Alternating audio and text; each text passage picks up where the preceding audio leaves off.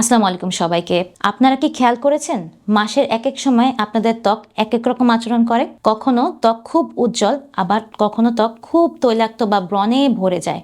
এর পিছনে মূল কারিগর হলো আমাদের হরমোন। চলুন পুরো মাসের চক্র ত্বকের এই পরিবর্তনে কি আনে সেটা দেখে নিই। মাসিকের ঠিক পরপরই অর্থাৎ সাইকেলের প্রথম সপ্তাহে ইস্ট্রোজেন হরমোন বাড়তে শুরু করে। এই সময় ত্বক সবসময় ভালো থাকে, উজ্জ্বল দেখায় এবং আর্দ্রতা বজায় থাকে। কোলাজেনের উৎপাদন ভালো হয় বলে ত্বক টানটান হয়। কিন্তু মাসের মাঝখানের দিকে অর্থাৎ ওভুলেশনের সময় শরীর একটু গরম হতে পারে এবং সামান্য তেলতেলে ভাব আসতে পারে। এরপরে যখন পিরিয়ড কাছে চলে আসে তখন ইস্ট্রোজেন কমে যায় এবং প্রজেস্টেরন ও টেস্টোস্টেরন বেড়ে যায়। এই সময় মূলত ত্বক বেশি তৈলাক্ত হয়, লোম খুব বড় দেখায় এবং পিরিয়ডিক অ্যাকনে বা ব্রণ দেখা যায়।